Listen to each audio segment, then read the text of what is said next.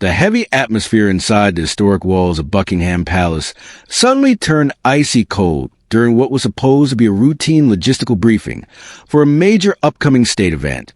King Charles sat at the head of a massive mahogany table, his face etched with deep exhaustion from weeks of managing a chaotic royal calendar designed to project stability.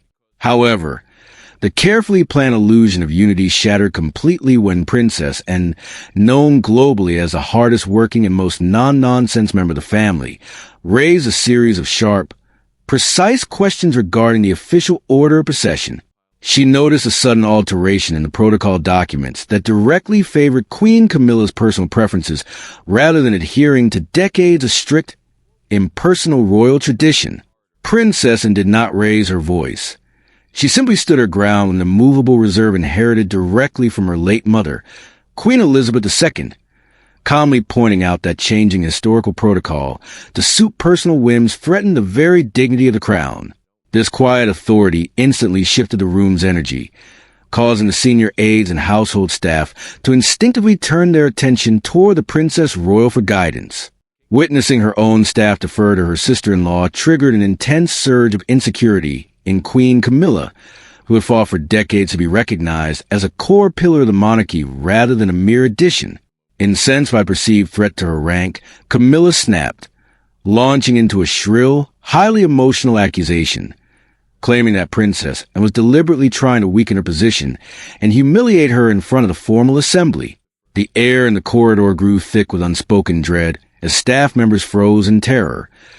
One assistant stared intensely at the carpet pattern, while a senior secretary remained completely motionless with his pen hovering midair over his notebook. Instead of backing down, Princess remained completely unfazed, her silent discipline acting as an unbreakable shield against the Queen Consort's sudden outburst. King Charles, watching the dramatic revolt unfold at the very heart of his court, realized with painful clarity that this was no longer a private family squabble, but a catastrophic institutional failure that could ruin the crown's reputation if left unchecked. Driven by sudden wrath, the king slammed his hand down onto mahogany table so violently that the crack of impact echoed to the palace walls like a gunshot, instantly silencing the room. He ordered all staff and assistants to evacuate the room immediately, leaving only the three of them to face the severe breakdown of palace discipline. As the assistants scrambled toward the exit, a long-serving household secretary glanced back one last time, witnessing the king staring at his wife with a face of unmitigated rage, signaling that a profound constitutional crisis had just begun behind closed doors. The secret trigger for this explosive confrontation had actually been brewing days earlier during a private event rehearsal, where Camilla attempted to quietly rewrite the hierarchy of the British state by shifting procession sequence to place her preferred attendants closer to the front. To Camilla, this minor logistical alteration was a fundamental confirmation of her newly acquired authority as queen.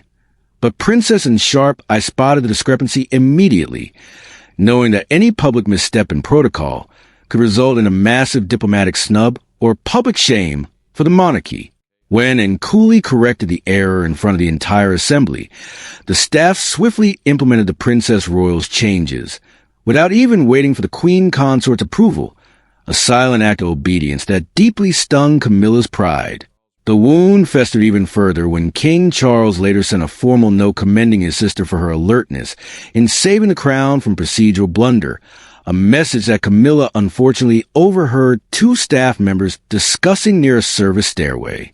Carrying this hidden humiliation like a concealed blade, Camilla waited for the perfect moment to strike back, which led to the explosive corridor confrontation where she physically placed herself between the king and his sister, violating strict protocol to demand respect. Charles now faced a devastating dilemma that would test his rule: protect the woman he loved from public disgrace, or defend the absolute, unquestioned chain of authority that keeps the British monarchy alive.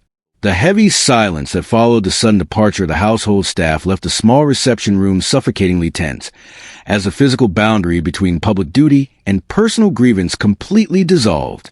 Queen Camilla stood trembling slightly, her eyes wide with mixture of shock and lingering defiance, while Princess remained perfectly still near the window, her posture projecting the unyielding iron discipline of the Windsor lineage.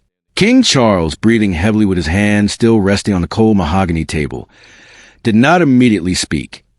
Instead, he allowed the gravity of the official incident report to settle like lead in the air between them. The sheer reality that a formal document detailing this domestic mutiny now lay on his desk meant that the machinery of the palace had already institutionalized their private pain. Camilla, feeling the walls of the institution closing in, finally broke the silence by demanding to know why the Princess Royal was always treated as an untouchable oracle within the court, while she, the anointed queen consort, was continuously subjected to humiliation of public corrections.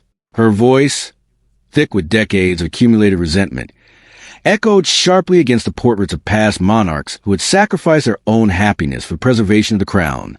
She accused them of hiding a deep-seated personal contempt behind the rigid, intricate constraints of royal convention, using protocol not as a shield for monarchy, but as a weapon to deliberately make her feel like an eternal outsider. Princessin did not flinch, nor did she lower herself to engage in emotional chaos. Instead, she let the queen's heavy accusations hang in the frigid air, waiting until the emotional peak had passed before delivering a devastating 5-word response that stated duty was all that kept the crown alive.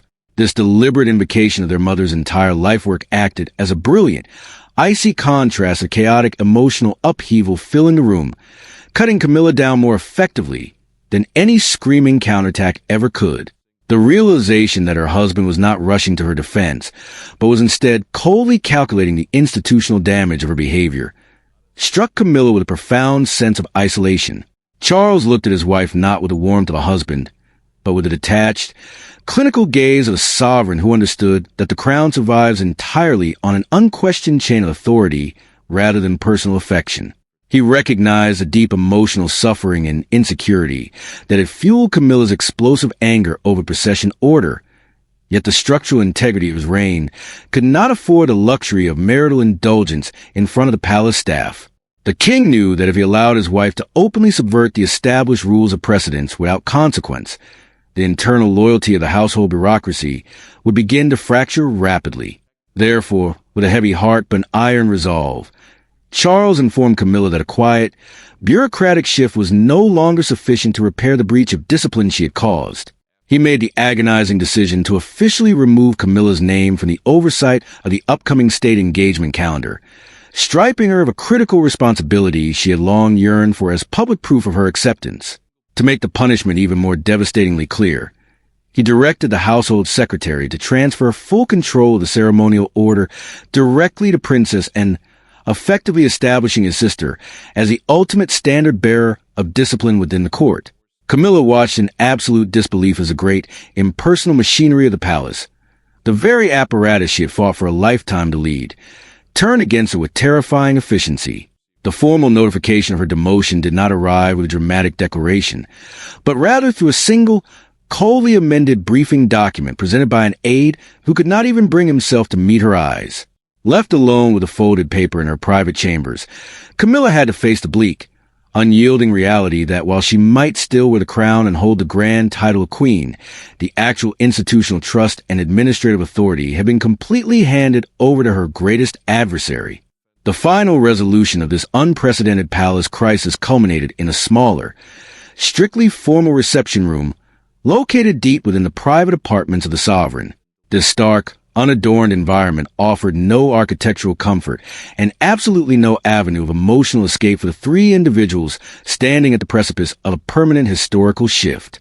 King Charles stood completely motionless near the heavy drapes, his face maintaining the cold, unyielding mass of the crown as princess, and entered the room with a calm, serious demeanor that showed no signs of petty triumph or personal vindication. She did not seek to gloat over her sister-in-law's public demotion. Rather, she carried herself with the heavy, solemn energy of a constitutional guardian who understood that even when an individual win is achieved, the long-term stability of the institution itself might still be severely compromised. Her sole focus was the immediate restoration of absolute order, protocol, and institutional discipline rather than personal revenge, providing a powerful, undeniable reminder to everyone present of why the palace staff and the king had ultimately chosen to trust her seasoned judgment. Queen Camilla entered the room last, Her physical movements noticeably slow and stripped of the fierce, defensive fury that had driven her actions in the corridor days earlier. When she finally spoke, her words came out with immense, obvious effort, her voice shaking slightly as she delivered a direct and formal apology to Princess and for her emotional outburst in front of the lower-ranking household personnel. This profound statement was far more than a mere confession of a temporary loss of temper. It was a devastating, historic admission of a catastrophic loss of control and a painful acknowledgement that her personal pride had defiled her sacred regal duties. Princess accepted the difficult apology with her characteristic steady calm, coolly stating that personal hurts and internal family insecurities must never be permitted to overrule official administrative responsibility. Then, King Charles spoke, his deep voice carrying the absolute, unquestioned weight of royal authority as he finalized the structural changes within his court, making it plain that household authority was never to be confused with individual vanity again. The royal sentence was absolute and carried no right of appeal, establishing a permanent new reality, where Camilla would retain the grand public title queen, but princess, and would hold the actual, operational trust of the monarchy. The king loved his wife deeply. Yet his ancient duty to the survival of the crown remained a foundational law that could not be broken for the convenience of personal affection. This dramatic contrast resolved the internal crisis with terrible, crystalline clarity, proving that crowns can easily survive public scandals and internal betrayals, but only if institutional duty remains infinitely stronger than personal pride.